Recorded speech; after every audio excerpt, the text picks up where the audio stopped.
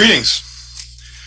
My name is Kari Bradley. I'm the General Manager of Hunger Mountain Cooperative, and it is my pleasure to welcome you to our co-op's annual member meeting for 2020.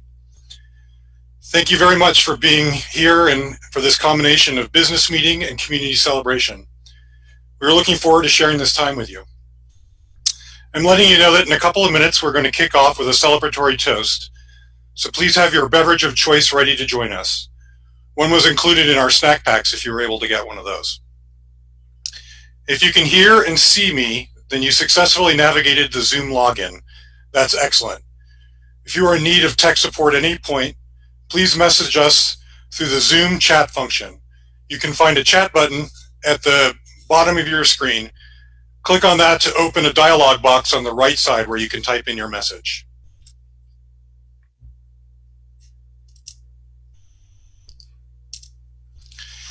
I'd like you to know that our meeting is being broadcast by Orca Media live on Comcast 1075 or at orcamedia.net if you would prefer to view it there. A recording of this meeting will be posted on their website for later viewing. This is our first annual meeting using teleconferencing technology, and we're learning a lot about how to do this. We acknowledge that compared to our regular in-person meetings, we have limited time and opportunities to interact with each other. Thank you for your patience. We did host 2 member roundtable discussions in the lead up to this meeting, and we will host another on the evening of November 16th for those who would like more opportunity for questions and discussion. We'll share the details about that later, or you can find them at hungermountain.coop. You can send out a message or question at any time using the chat function. Again, the button is at the bottom of your screen. And you can address your chats either to all of tonight's attendees, or to the panelists only, or just to individuals that you select from the participants list. And a quick word about raffles. Members who pre-registered before November 10th were automatically enrolled in our raffles, and our winners will be announced at the end of the meeting. But you do not have to stick around and then till win. We will post the results online and contact the winners. And before we move on, I want to offer a shout out to our community relations and information technology teams who worked so diligently on planning this meeting and made it possible for us to be together tonight. And I also want to share that I'm here at the co-op in our community room with Scott Hess. Typically, we would always be wearing facial coverings indoors.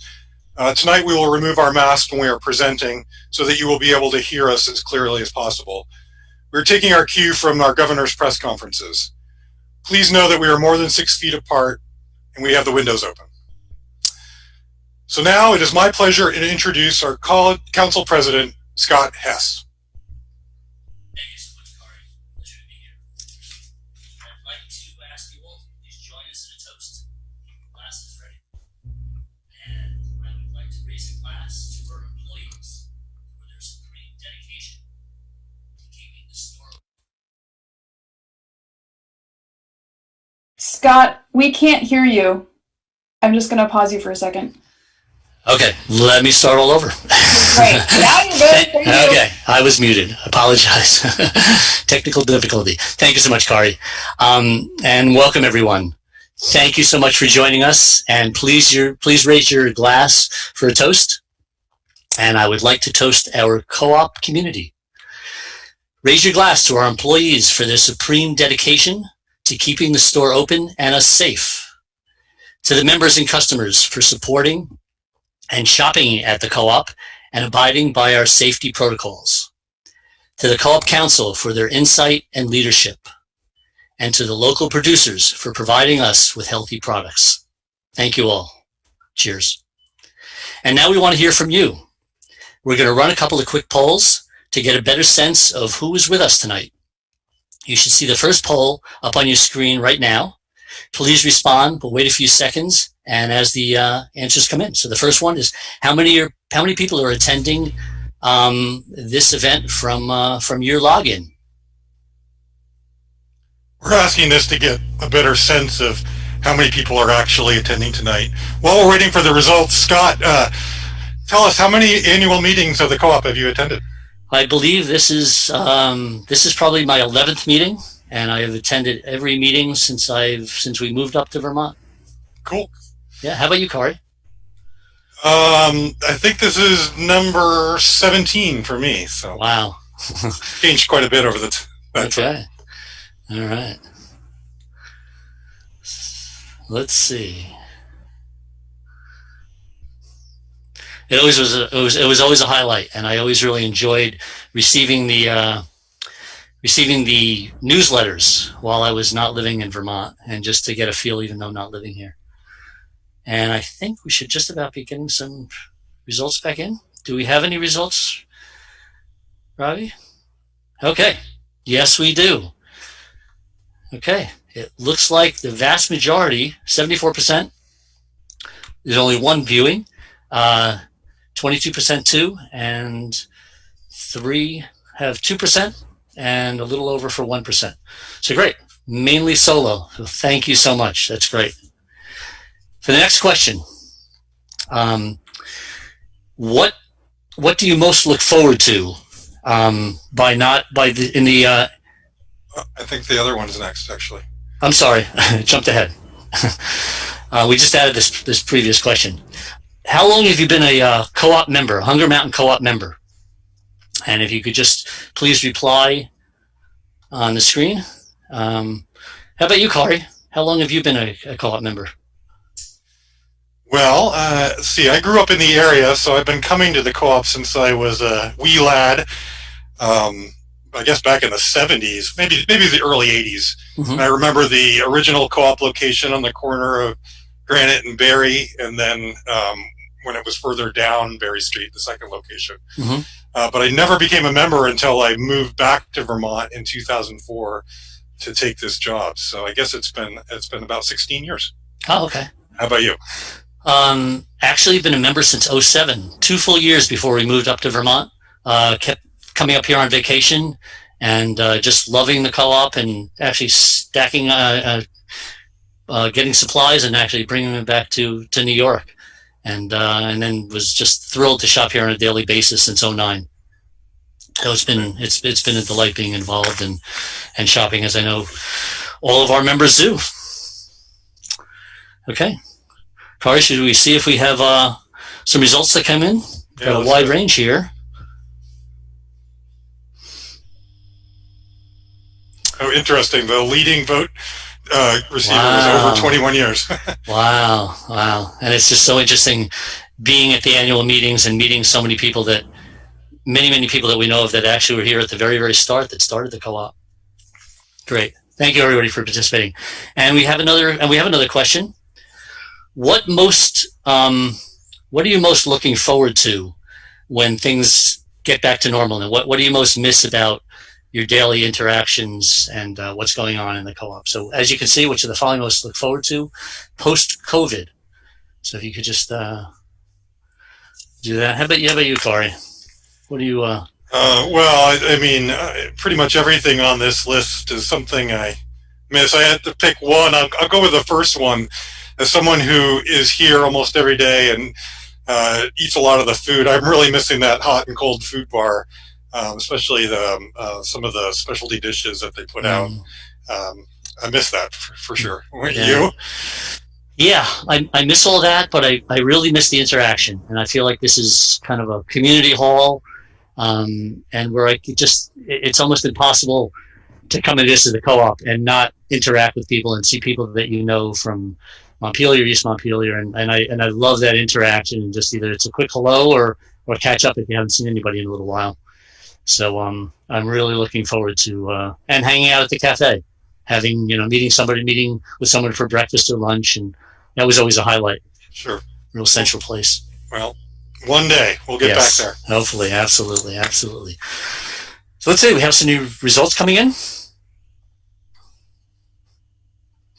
Okay. Wow, Kari, it's pretty split here. Yeah, that's really interesting. Yeah, you've certainly got the cold bar and meeting with friends and seeing other people's smiles, relaxed atmosphere.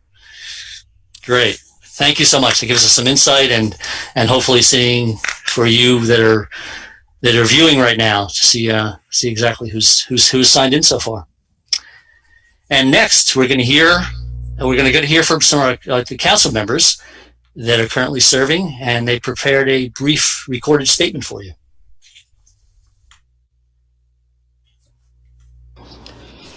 Hi, everybody. I'm Eva Schechtman, and I have been serving on the Co-op Council for the past 2 years. I've been especially busy on the Diversity Committee, the Recruitment Committee, and the Communications Committee. I'm especially appreciative of the staff and management of the co-op for making a safe place to work and shop. And I look forward to serving the membership for another year. Thank you so much. Hello, my name is Jess Knapp. I'm the Community Relations and Marketing Assistant here at Hunger Mountain Co-op.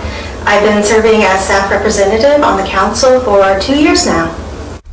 My name is Katie Michaels. Welcome to our first ever virtual annual meeting. I'm the Vice President of the Co-op Council and wanted to take this chance to just give a big thank you to the staff of Hunger Mountain Co-op for keeping our community both well nourished and safe during this trying time.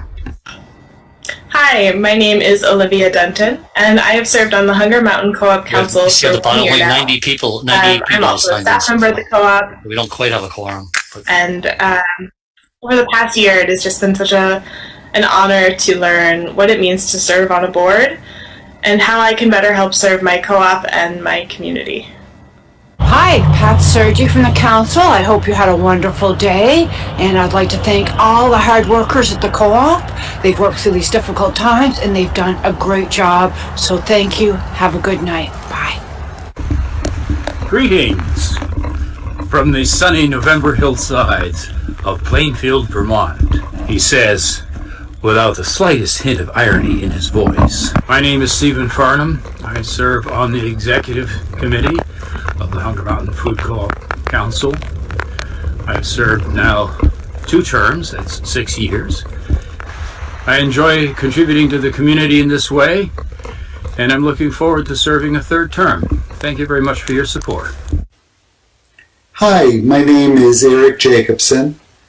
I'm a member of the Hunger Mountain Co-op Council. I've been a member for 3 years, and my areas of interest are ethics, diversity, and fair trade. And this year I was a principal sponsor of a resolution in support of the organization by the name of Migrant Justice.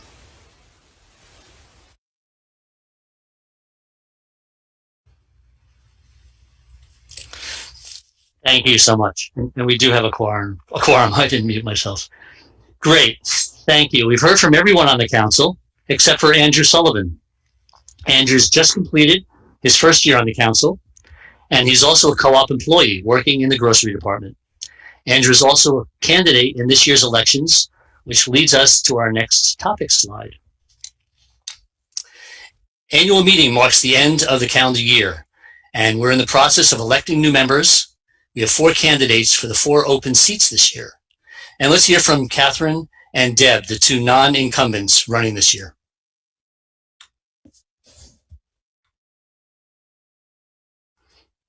Hi, I'm Catherine Lothar. I joined the co-op in 1989. My background includes growing food organically all my life, being in private practice doing psychotherapy, health counseling, and massage therapy, teaching at Goddard for the past 23 years, and teaching courses on climate change. I'm a member of Al Gore's Climate Reality Corps, the Vermont Climate Catalyst Program, and the Sustainable Montpelier Coalition. I am very grateful to be part of the co-op community, and I would like to help the co-op continue to localize its food sources, support our farmers, and reduce carbon emissions. Hi, I'm Deb Robinson, and I love shopping at the co-op. For the food, of course, but also because I know that the money I'm spending is getting recycled into our own economy. Through the paychecks of our employees, through the payments we make to the food producers we use, and through donations that we make to local organizations that share our values. And none of it ends up in the pockets of the super wealthy. For me, being on the council is a way to see that process more clearly, to participate in it, and help and use whatever skills or understandings I have to help us make good decisions going forward.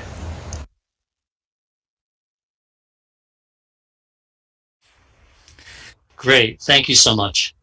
A reminder that our polls will be closing this evening. Electronic voting is available until 7:30 p.m. tonight.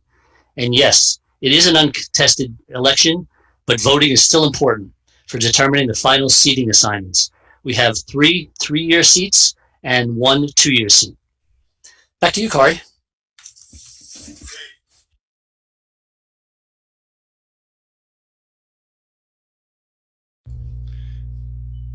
Now I get to introduce our moderator for the evening, Bonnie Hudspeth.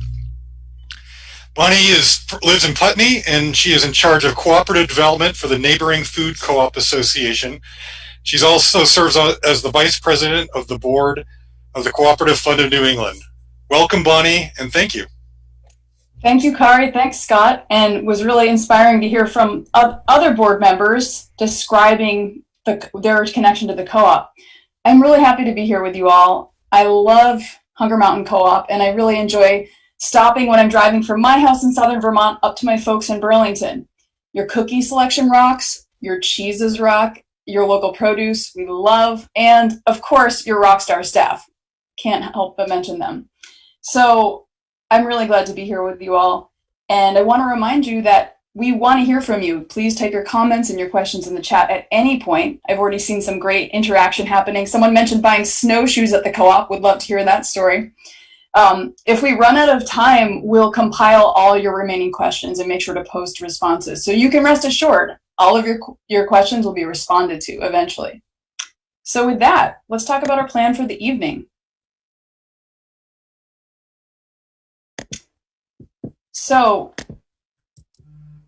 we are going to approve the 2019 minutes first, recognize some employees at the co-op.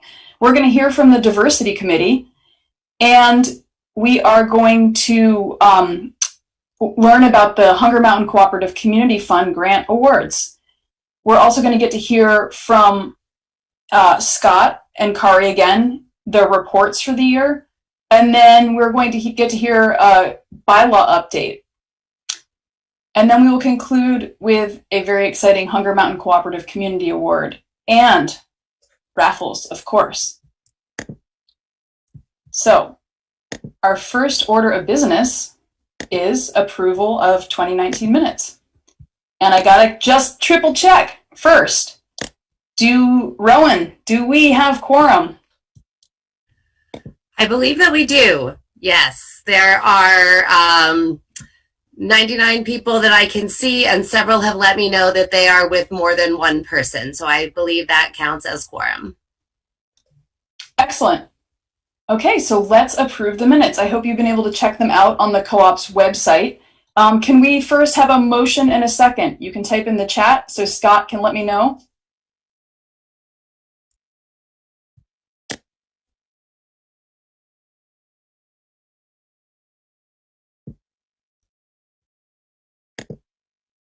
Who do we got, Scott?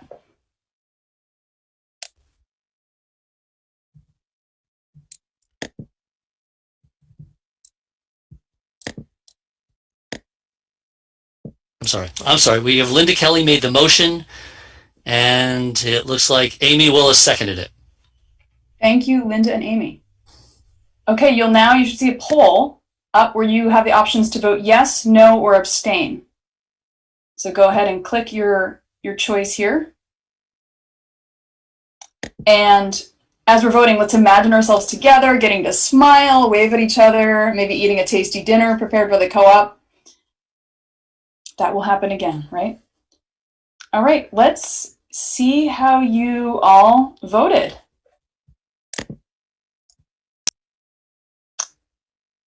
All right, we have 83% voting yes, no one voting no, and abstaining. So I'm excited to announce the 2019 annual meeting minutes of Hunger Mountain Co-op are thus approved. Thanks, everyone. Now we're warmed up, right? We've already practiced our co-op democracy in action, and it's time to now hear from Council Member Olivia Dunton, who will share employee recognitions. Just so you know, she's sharing from inside the busy, vibrant co-op, so you might hear some background noise. Good evening, everyone. I would like to take a moment to say how grateful we are to all of our employees for everything they've done, especially dealing with these unprecedented times and challenges over the last 8 months. Each year, the co-op selects one coworker to receive the Hunger Mountain Co-op Award for Excellent Customer Service in recognition of a person who consistently goes above and beyond in providing service to internal and external customers. This year's winner is Tim Johnson. Tim is a manager on duty, meaning he works with customers, employees, and local vendors, responding to various challenges, making decisions in the moment, lending a hand where a hand is needed, and generally providing helpful and friendly service to everyone. The award comes with a gift certificate to one of Tim's favorite local businesses, Birch Grove Bakery. Congratulations, Tim, and our heartfelt appreciation. We would also like to take a moment to recognize our employees who have been with us for many years. Much of our success as a co-op can be attributed to employees who have devoted large parts of their career to us.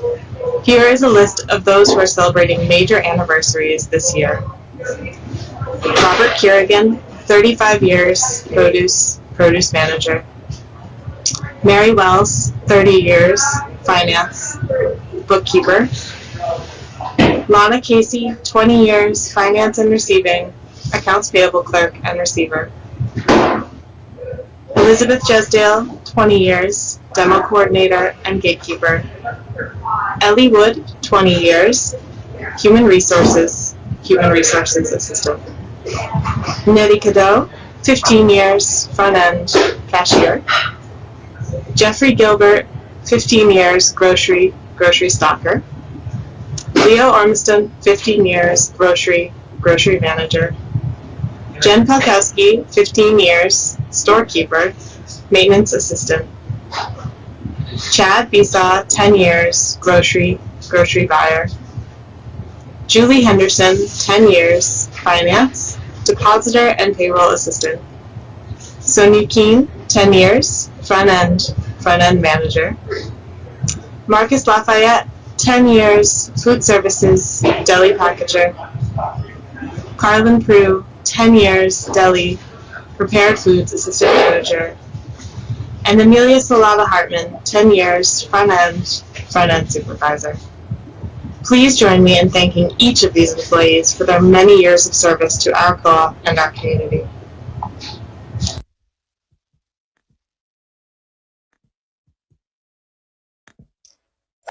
That was wonderful. Thank you. Tim got a lot of love from you all in the comments section. Apparently he's very helpful and remembers people's names. And huge congrats to all employees on these milestones. And, you know, as Olivia was recognizing employees, how your co-op is different came to mind. How, you know, even during these times of crisis, that your co-op is prioritizing retaining jobs, shuffling around to make it happen, caring for staff. And these types of things result in people sticking around for the long haul, as we've just noticed by all these amazing milestones. So that's something to celebrate. Congratulations to all the employees. I'm now going to turn it over to Katie Michaels, Vice President of the Council and Co-Chair of the Diversity Committee, and she will be sharing the Co-op's Diversity Committee report. So take it away, Katie.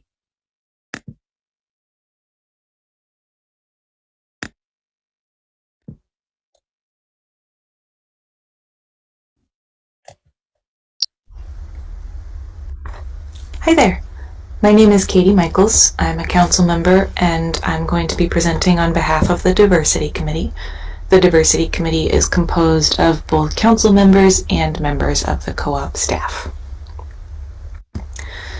So there are a couple of things we've been up to over the past year, mostly focused on a council level, and the co-op has focused on employee training related to diversity, equity, and inclusion.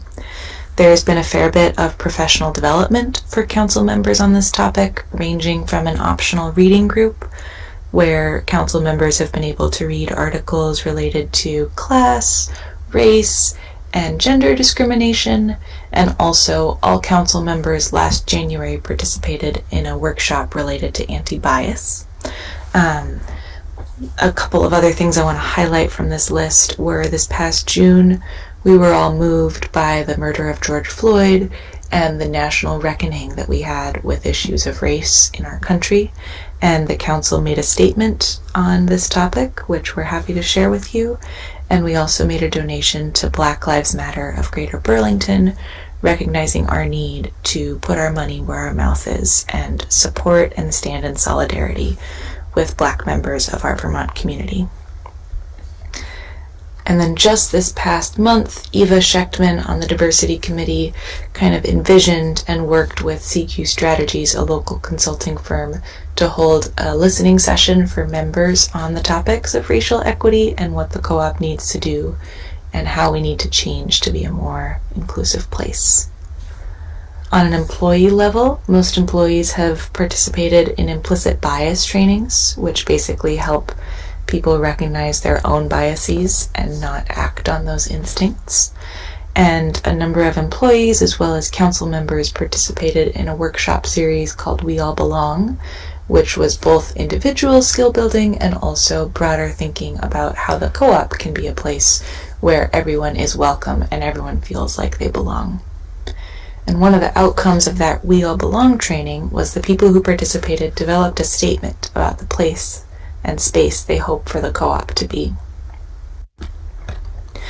The Diversity Committee and members of the council have worked with that statement and shaped it a little bit to make it a more specific statement about the space that the co-op council hopes that the co-op will be.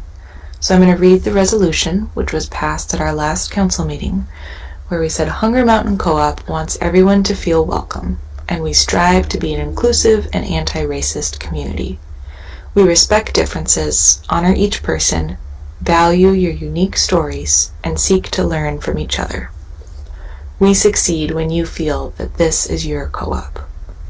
So this statement is a work in progress. We're continually trying to make it more specific about precisely what we hope for the co-op to be, but we also feel really strongly that it's not enough to make a statement on behalf of diversity.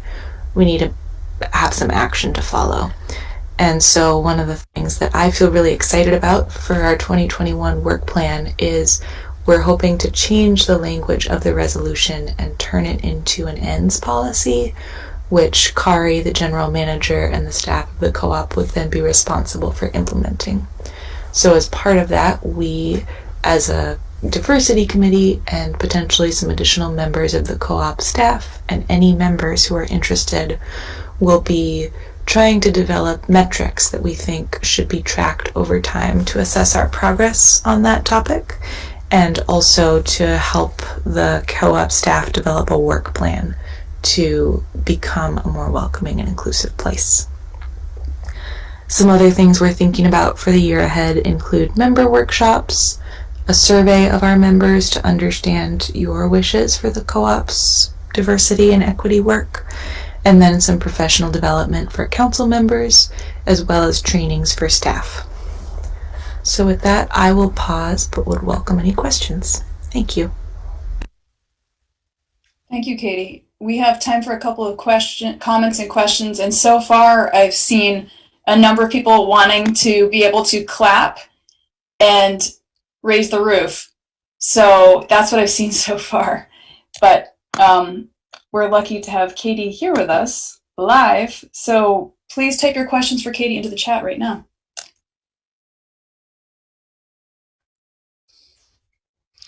Katie, I had a question or two actually from a member. How can a member, you mentioned that members can get involved in the diversity issue. Can you expand upon it a little bit about how a member can get involved? Yeah, thanks, Scott. There's a couple of ways. We would love members to join the diversity committee and help the diversity committee think about what our overall work for the co-op is. But as I said, towards the end of the report, specifically, we're going to be doing some pretty in-depth work early on in 2021 to work on developing a work plan and to refine the resolution we passed into an end statement. And we need help. And so if you're interested, I'll type my email and Kari's email into the chat, and you can email us. We have a meeting next week that you're welcome to join, and we can go from there, but would really, really appreciate and welcome member participation. That's great, Katie. Thank you. Someone Elizabeth made a comment that she hopes that we will continue to embrace economic diversity as well as other racial, gender, and age differences. Do you want to elaborate on that, Katie? Yeah, Elizabeth, I think the diversity committee totally agrees. And, you know, last year, a lot of our reading was focused on gender and class diversity, just recognizing that that's a lot of the diversity that we see in the Montpelier community. But I think we want to think about diversity on a number of axes, and also to think about the intersections between different types of diversity. But absolutely, I think we are hoping to think about all of those pieces. And that's part of why we are hoping to do a survey. We had plans for an in-person survey, which for obvious reasons were curtailed this spring, but really wanting to listen to the community and hear what the specific types of diversity that we need to pay attention to and respond to are. So thanks a lot for that question and comment. Yeah, and I see a comment from Rowan that the co-op has made it easier to participate in the Co-op Cares needs-based discount program. Elizabeth also mentioned, as the economy shifts, local food will become more important. Absolutely, Elizabeth, and I think your co-op saw that when supply chain was compromised, that the diversity of relationships you had with local suppliers helped to keep your shelves stocked. So excellent point. Any other questions or comments for Katie in the diversity committee? All right. Anything else you'd like to say, Katie, before we move along? No, I'm just, really grateful for folks' excitement about this topic and would love folks to join the diversity committee. So I'll share information about doing so in the chat right now. Thank you. Thank you, Katie. All right, now we are going to shift and hear about the Hunger Mountain Cooperative Community Fund, and I'd like to introduce Matt Levin, who's chair of the Community Fund.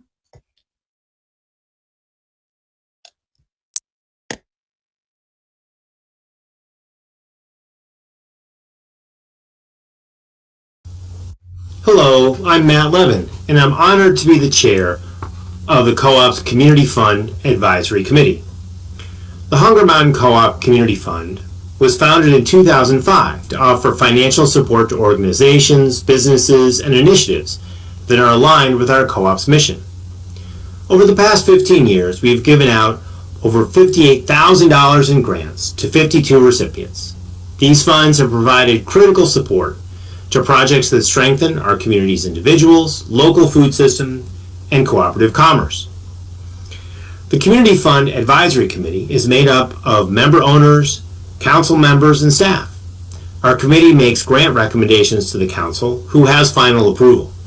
Our criteria include alignment with the co-op's mission, anticipated project impact, and the applicant's access to other resources. The fund is supported by donations from members and the co-op's operations.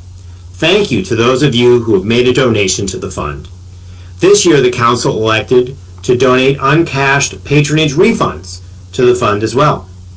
With these funds, the co-op is able to support projects that we know are making a real difference in our community. We were gratified to receive 16 applications this year, and we are very happy to announce that we are able to award $11,030 in grants to 7 deserving local organizations and businesses. And now, here are the 2020 Community Fund grantees.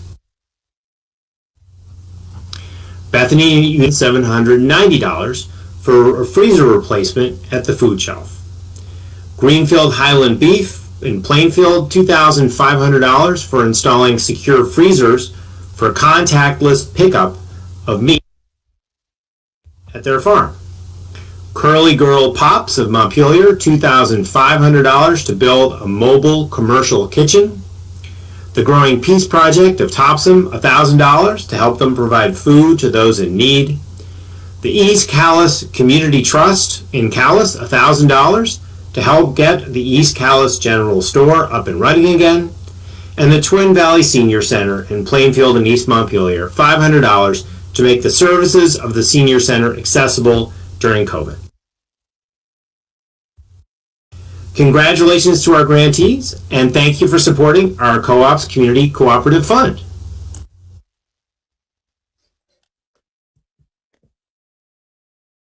Thank you for that report, Matt. And just want to congratulate everyone who came together to collectively raise over $11,000 through your co-op to support these amazing community projects, which feels even more important now. So, yahoo! I know you guys can't clap. I'll clap. Raise the roof. I'm seeing love for Curly Girl Pops.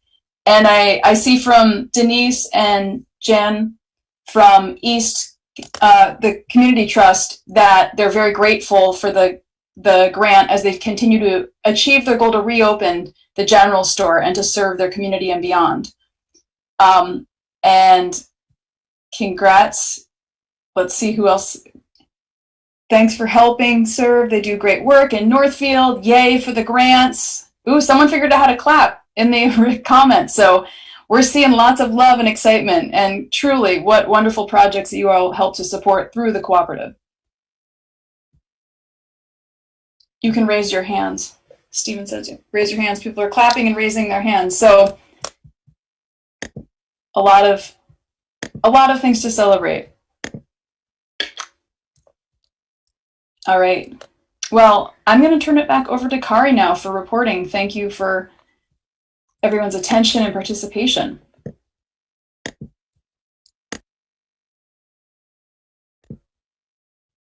Kari, you're muted, so.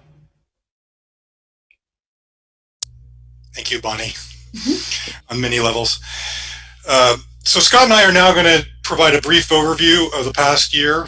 For a more detailed summary, we invite you to take a look at the recorded video presentation of our annual report that is posted on the Co-op's website. Or you can join us Monday for the member roundtable discussion.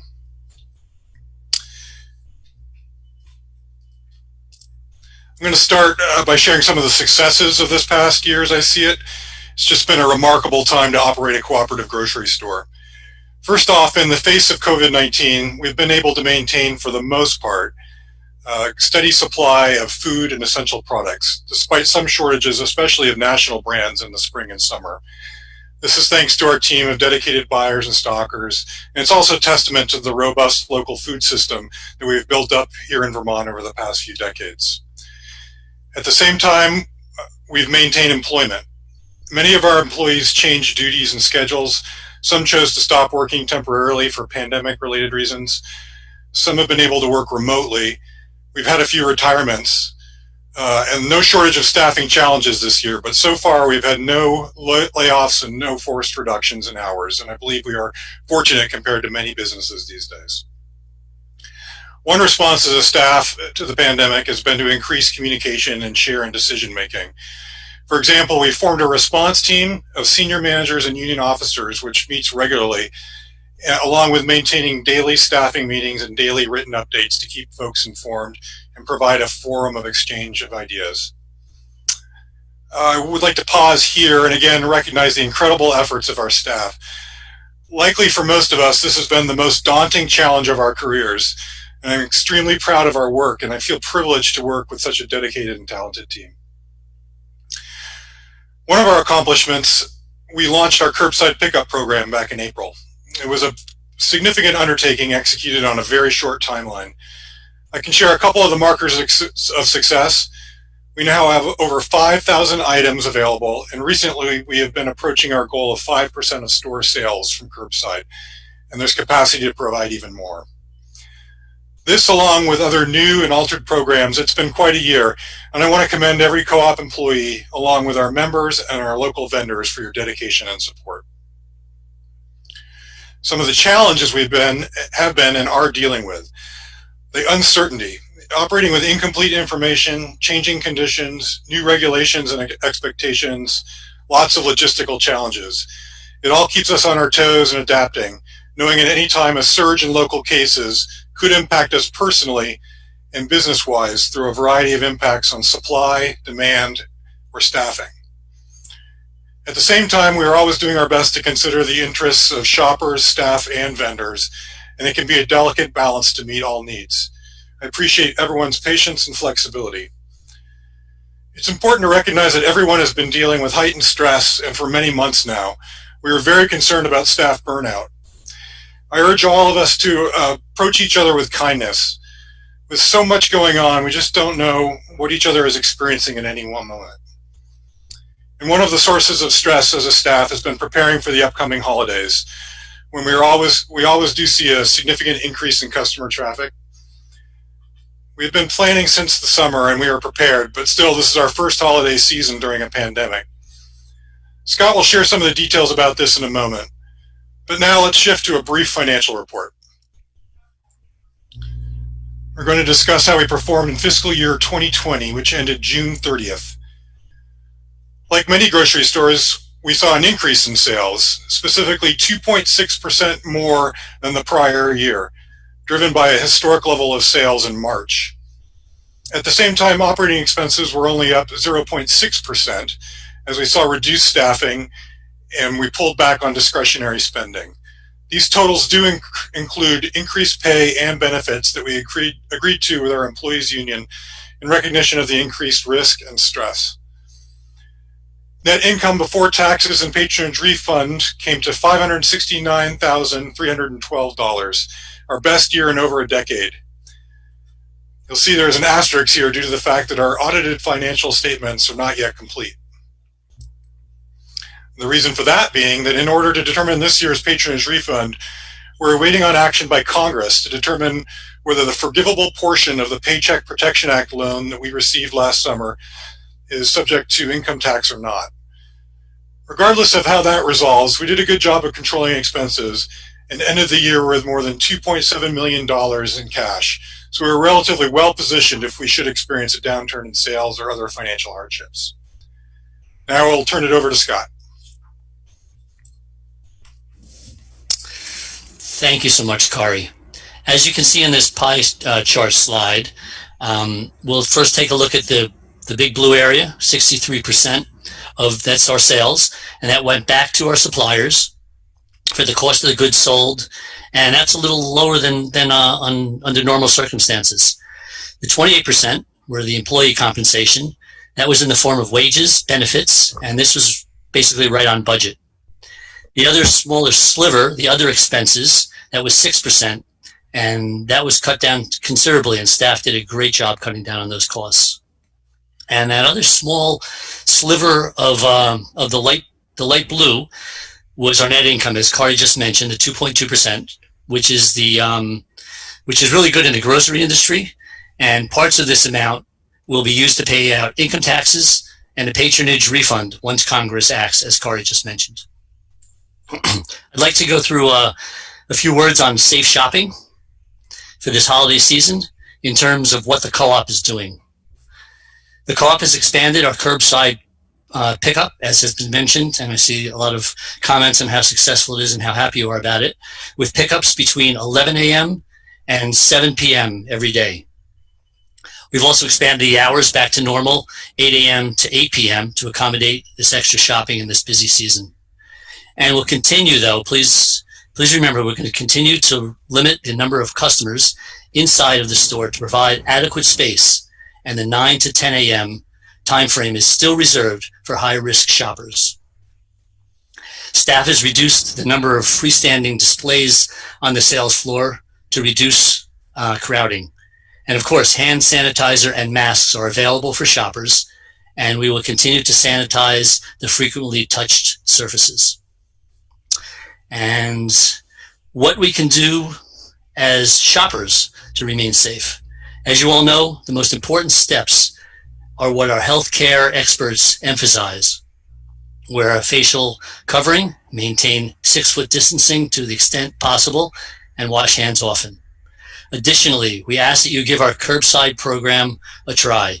It's the single best way to reduce our own risk and save space in the co-op for others. We encourage folks to shop intentionally. Please, if possible, use a list. Stock up now for things you will need during the holidays. And shop at slower times, early in the day or late in the day on Sundays, Mondays, and Tuesdays are the slowest times. Shop alone if you can. All this and more is summarized in our guide to safe shopping for the holidays, which is posted on the co-op website.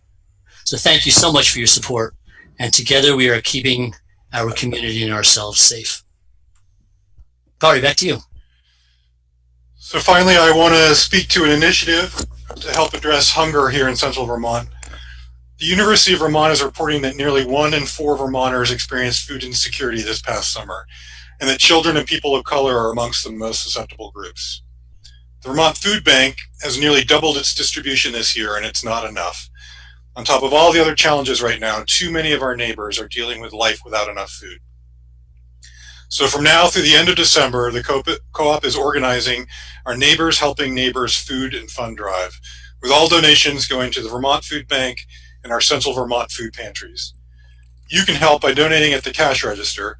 We have secured matching donations from our community partners, Northfield Savings Bank, Cabot Creamery, and Farrell Distributing. Food donations are being collected at the co-op every day, and we are running buy one, give one promotions focusing on different staple items right through the end of 2020. Our goals are to raise $15,000 and 2,000 pounds of food.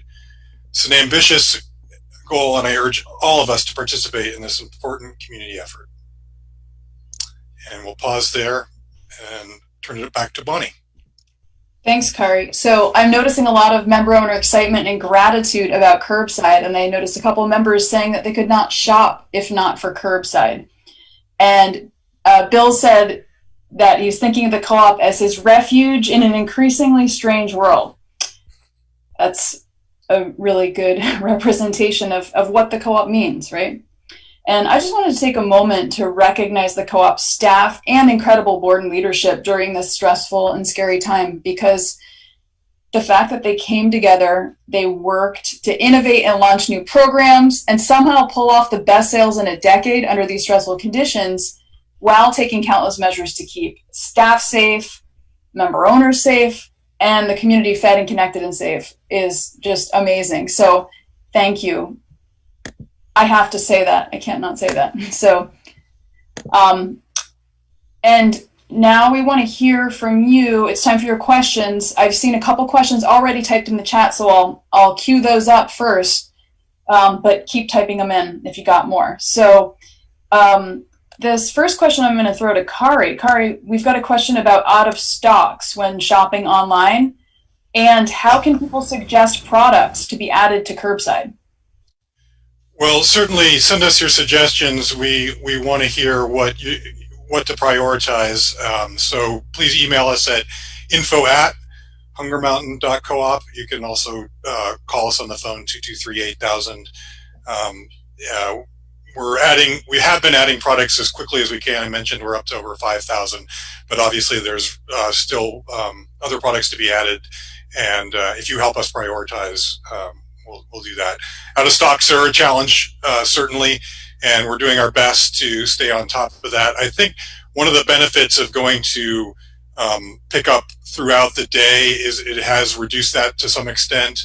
And here's an area where you see an interaction with the fact that we are so focused on local that we work with a lot of smaller businesses.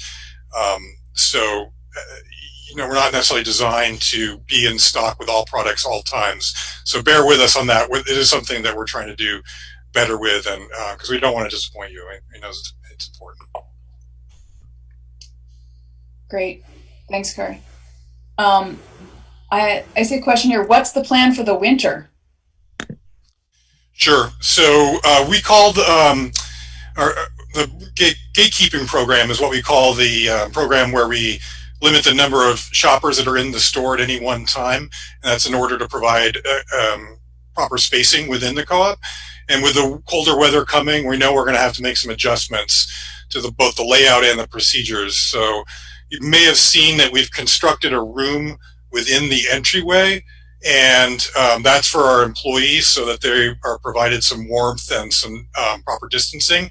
And then we're going to be asking our customers when a line must form, it'll be outside, it'll be under cover at least partially, and we're going to be providing even more enclosure to provide some protection from the elements. But we recognize that it's going to be challenging, and so please, on those particularly cold and snowy days, just know that we're trying to get you inside as quickly as possible. Think about shopping and avoiding the most popular times, which tend to be the lunch times Wednesdays, Fridays, Saturdays, right now, they tend to be the busiest. And also, please consider the curbside pickup program, because that's your best way to shop without even leaving your car. Great. Thanks, Kari. Pat is giving applause for co-op efforts and for supporting local food need issues, financial and food donations. And Bernadette is cheering for the response and problem solving of the co-op has been most remarkable. Kudos to the amazing staff and gratitude for showing up and doing a great job.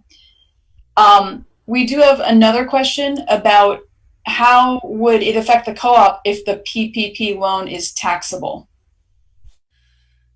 Yeah, it will just mean that the forgivable portion, which is going to be the majority of it, I'm not remembering the exact number, but it's a significant amount that will be subject to income tax, roughly 21%.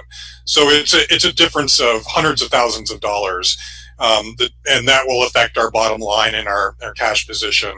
At the last council meeting, based on our accountant's recommendation, the council actually approved patronage refund for both scenarios, whether it's taxable or not, so that when Congress does act and we do have the guidance, we'll be able to move forward as quickly as possible.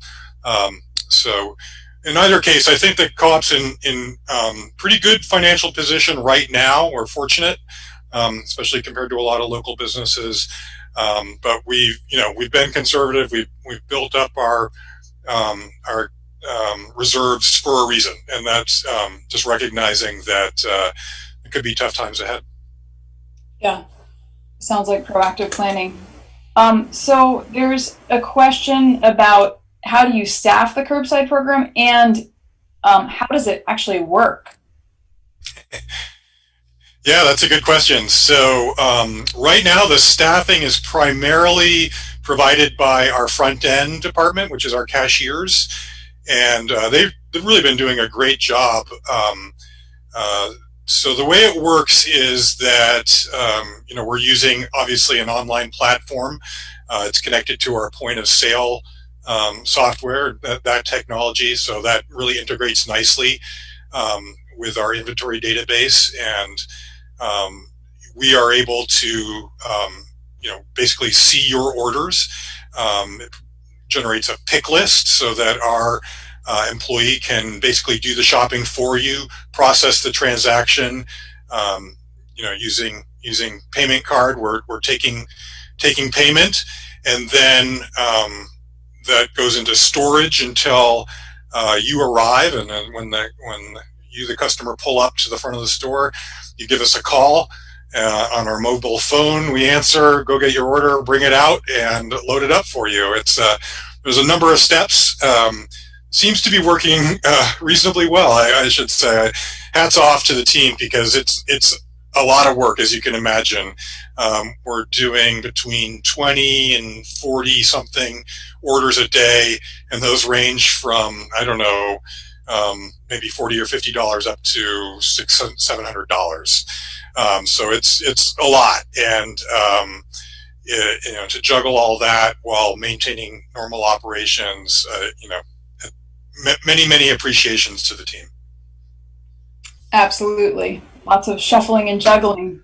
And that's one of the most frequent comments and thank yous that I've gotten from members and friends, that they're just so ecstatic, as we're seeing in the chats. It's just been a remarkable job, and the council can't thank the staff enough for their heroic and for the tremendous effort in this.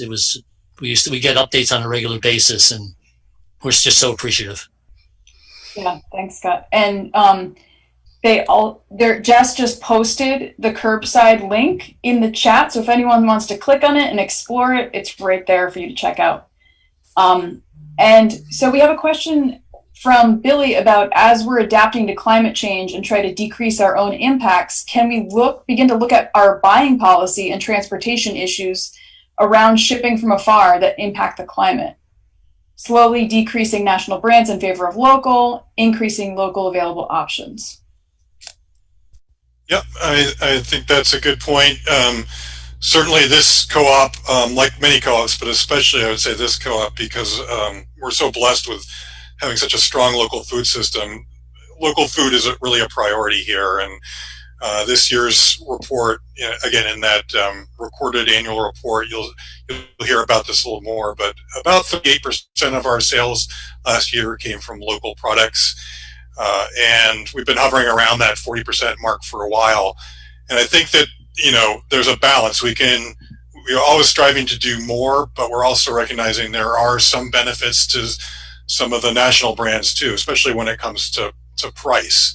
And that's an important consideration for folks these days, especially. So always looking to fill the gaps where there are product categories that aren't represented by local. That's an opportunity to bring in another local product and local vendor, and maybe a startup business can form to fill that gap. But increasingly, those are harder to find because our system is pretty well developed, and people are really taking advantage of those opportunities in the market. So, and we're so open to other ideas around this topic, and you tell us what is the proper balance between local and all the other values that we hold dear as a co-op. Great question, Kari, and Elizabeth is already answering it. Your member owners have some ideas. So Elizabeth suggests that perhaps a group of co-op members can start to suggest how to shop local, prepare meals using local or low energy impact foods, and then post recipes in the newsletter. And feature ingredients also in co-op deals, thinking about affordability and accessibility. Great idea, Elizabeth. I'm sure the co-op knows how to find you. So, and it looks like we're going to wrap up the Q&A section now, but as I mentioned before, we really want to make sure that all of your questions are addressed. And so staff will be making sure to collect them and follow up with you. And also, you're welcome to join us Monday 16th this coming Monday at 6 p.m. for further discussion. Kari will share more information about this with you at the end of the meeting. And at any point, you can also submit additional questions and comments to annualmeeting@hungermountain.coop. We'll post that email so you can just click it right from the chat. So you'll see responses in upcoming e-news to some of your questions. And Jess just posted the email right in the chat. So thanks everyone, and thank you to Scott and Kari for handling all the questions. All right. I am now going to introduce Carl Etnier, who's chair of the Bylaw Committee.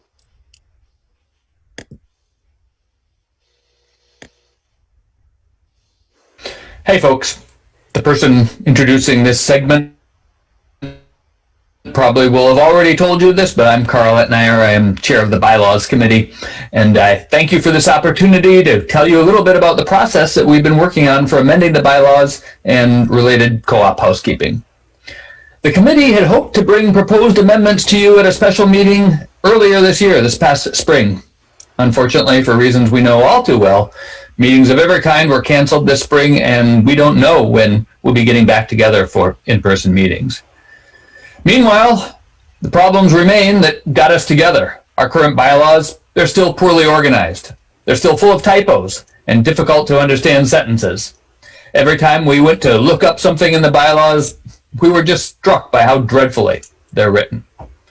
So I'm here to tell you what our thoughts are about moving forward on these proposals. First, a little background, what's happened so far. A committee of co-op members, including 2 council members, has worked on a massive overhaul of the co-op's bylaws since early 2019. We built on proposed bylaw amendments crafted since 2014, and we dug in a lot deeper than that previous work. Many of you have been involved in the discussions with our committee. We've circulated drafts of our work to members. We've held public meetings to discuss those drafts. Some of you have also visited the regular committee meetings. They've been open to the public, or you've read our minutes, which are posted at the co-op's website. Through all this work over more than a year and a half, we created bylaws that the co-op can be proud of, and we think it'll make it easier to govern the co-op. We really look forward to presenting them to members for a vote. So what we want to do going forward, and based on what happens at this meeting, We'll find out how well we as a co-op can have reasonable discussions with online technology. We're hoping to bring the bylaws to you for approval in late winter or spring of next year, 2021. We'll be doing that in an online forum. After this annual meeting, the committee will get back together and assess how feasible this really seems.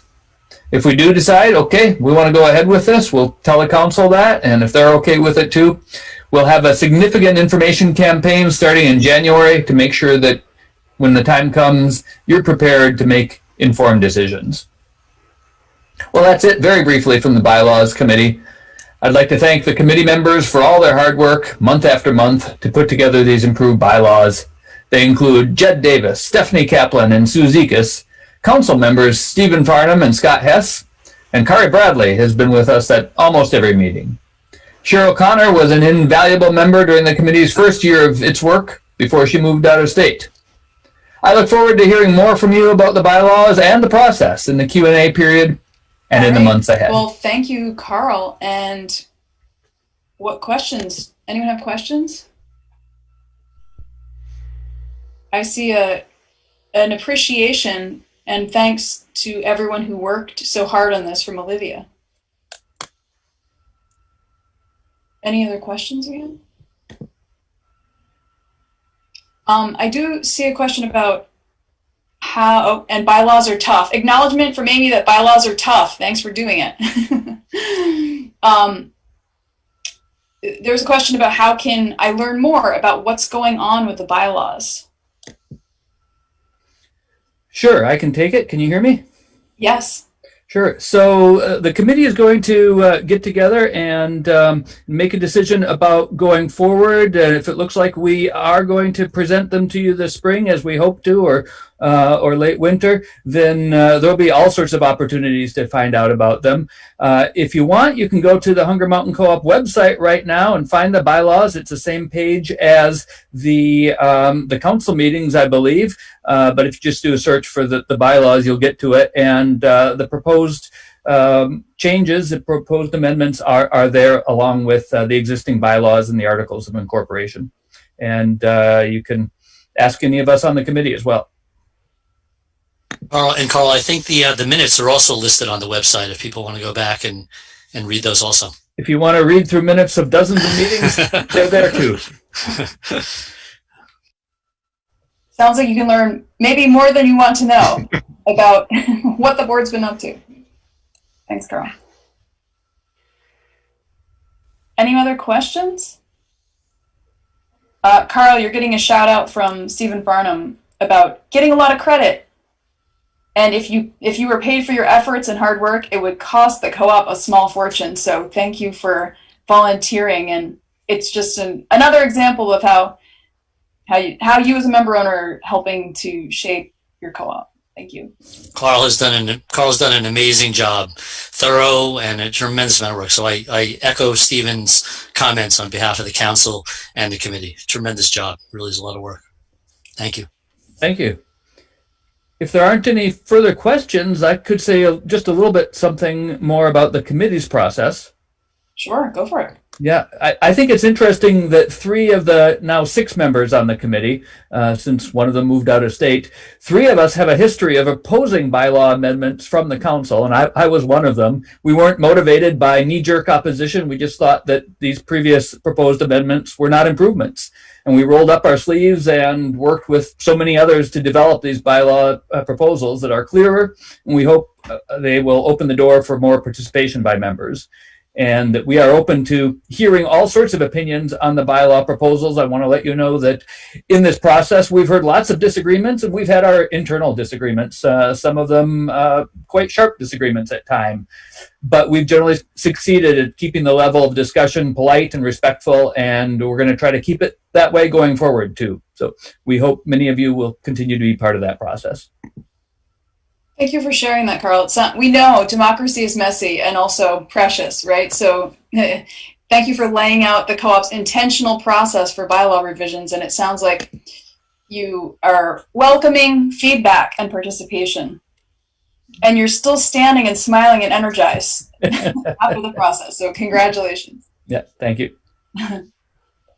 All right, I don't see any more questions, but you know how to get in touch, right? You can contact the co-op, and there's a number of ways to get involved. All right, well, now we are going to hear from Council Member Dr. Eric Jacobson for the Hunger Mountain Cooperative Community Award.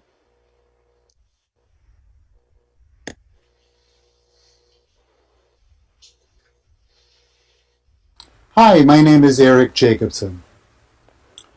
Helen and Jules Rabin, the winners of the 2020 Hunger Mountain Community Award, single-handedly changed the character and the flavor of bread making and bread in Vermont. When they began baking bread in their self-built wood-fired oven in 1977 in a shed behind their home, bread in Vermont was mostly of the manufactured variety, produced with low-cost ingredients in industrial facilities located far and wide, none of it with sourdough or whole grains.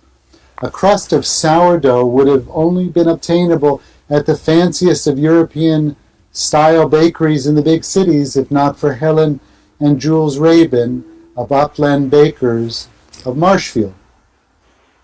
It all began during a visit that Jules and Helen made to Les Archets, a commune in southern France in 1971. Like in many villages and small communities across rural Europe, a stone-baked oven formed the center of communal life and the locus of mutual aid. There simply wasn't such a place to bake bread in Vermont. Returning home, Jules and Helen began work on the oven. They lugged flat field stones from the banks of the Onion River, burning out the engine of their Volkswagen bus just hauling stones to the oven site. They thought that they would bake their own bread and invite their neighbors to do the same, a communal oven that would bring neighbors together. As one writer noted, the oven would be part of Jules and Helen's vague and larger communitarian dream. According to Jules, the population of Marshfield was just too sparse to make practical use of a community oven. His vision of community and the 1970s French experience marked by the phrase, "Be realistic, demand the impossible," Helen and Jules surely would not have been ready to make a go of baking for the community when Jules was laid off from his teaching position at Goddard College in 1977. The Upland Bakers were born, and they grew to produce, by one report, up to 600 loaves at their oven, distributing bread throughout the local region to great appreciation and ultimately great demand. Staying small was one of their goals. The Rabins retailed their bread only at a handful of nearby stores, food co-ops, and a few restaurants. As Jules once noted back in the 1990s, down familiar roads 5, 10, 20 miles away live the various people who eat our bread. 200 times a day or so our bread shows up at different tables. The bread has made the life of this jumble of hills and valleys a thread more convivial. Today, things are a bit different. Today, there are dozens of sourdough whole grain bakeries across Vermont, making Vermont particularly known for its high quality and locally produced breads. This is all thanks to the dedication of Helen and Jules Rabin, the Upland Bakers, whose perseverance in serving the community for more than 40 years not only kept us fed and in good health, they single-handedly transformed the food culture of Vermont one loaf at a time. I cannot think of a more worthy recipients of the first Hunger Mountain Community Award than Helen and Jules Rabin for their outstanding contribution to the sustenance of our local economy. Congratulations, Helen and Jules. Thank you, Eric. Is anyone else craving a warm piece of sourdough right now? I can eat a loaf of bread. So you can see Helen and Jules standing next to their beautiful oven and joining a well-deserving group of Co-op Community Award recipients. Big congratulations. So now we get to hear from Nessa Rabin, daughter of Helen and Jules, and also a longtime Co-op employee. And Nessa's going to read us a statement prepared by her parents.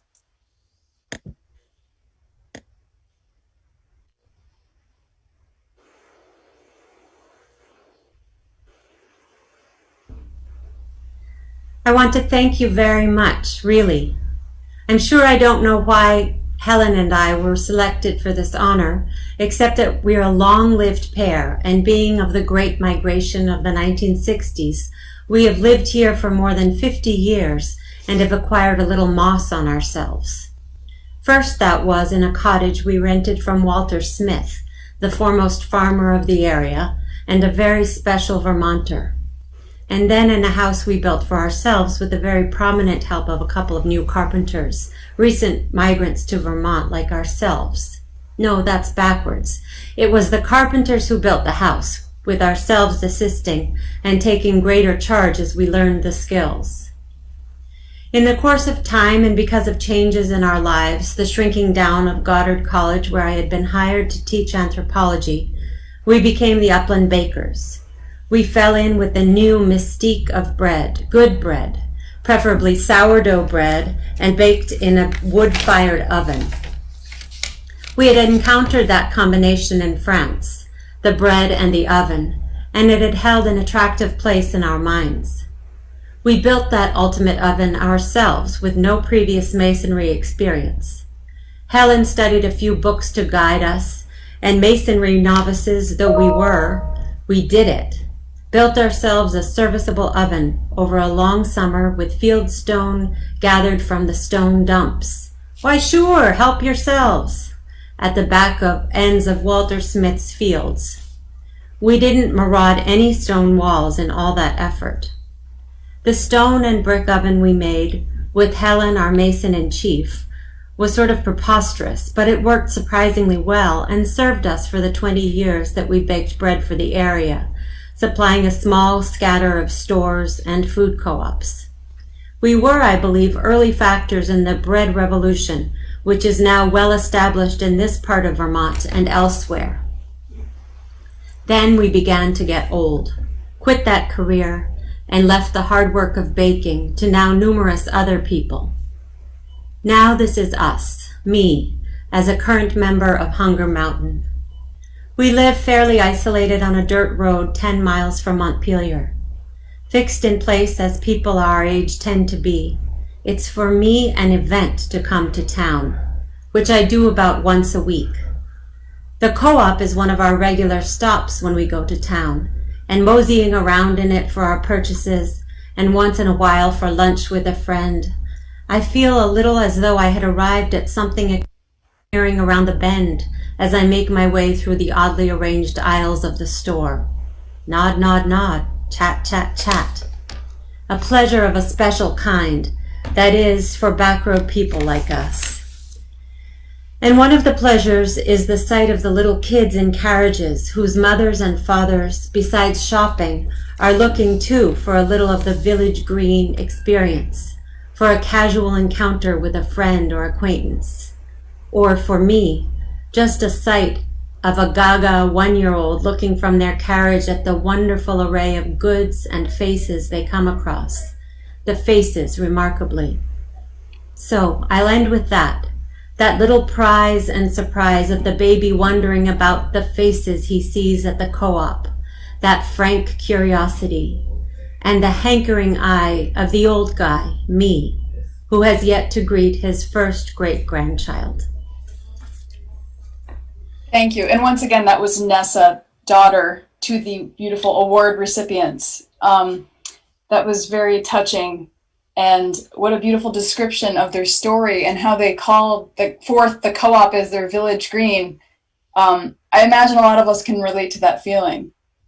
And this award comes with a beautiful apple crafted by Matt C. Schultz. Kari's holding it up now, so that will be given to the award recipients. and along with a $200 gift card to the co-op for the next time they come to shop. I see Elizabeth shared amazing bread makers, one of the original local bread makers, well deserved. And Paul shared, with all the wonderful bread makers we have today, I still long for a loaf of Jules and Helen's rye bread. I remembered the days in the old co-op, the second Berry Street store. Jules came on Tuesdays and Fridays, and we weren't allowed to purchase more than 2 loaves. Thank you, Helen and Jules. Jennifer shared that she's needing a hanky right now. Such a moving award. And Olivia noted, what a truly beautiful piece of writing and incredibly read, with a thanks to Helen, Jules, and Nessa. And Eric Jacobson noted, what a delightful reception speech. Thank you to Helen and Jules for all the years of wonderful service to the community. And Nora, everyone's chiming in. Thank you, Helen and Jules, for everything and your continuing inspiring words, read so beautifully by Nessa. It does seem like a good time. You know, it's the evening. We could gather on the fire, and I could listen to Jules' words all night. Maybe we could have, or Kari, you could organize some winter readings to keep us comforted and connected. Fireside chat. Fireside chats. That sounds great. So, congratulations, Helen and Jules, and for your many contributions to the co-op community. And it looks like people are excited about winter readings with Jules. And I just want to say 3 cheers for all of you, the member owners who are the heart of your co-op, right? So thank you. And now I'm going to turn it over to Kari one last time to bring us to the wrap up and closing our evening together. Thank you all. Great. Thanks, Bonnie. So now we're going to move into our closing section, and I want to start by recognizing our outgoing council members. Pat Siergi, who has served for the past 3 years, including on our recruitment committee as secretary and as treasurer this past year. Also Jess Knapp, who has been the staff representative to council for the past 2 years, bringing employee perspectives to the council conversation. We have gifts for both of you, and many thanks for your service. We also want to thank Julia Goldstein, who served on the council last year until the summer when she needed to resign. Thank you, Julia. And I want to recognize Katie Michaels and Scott Hess, who will be stepping down at the end of December.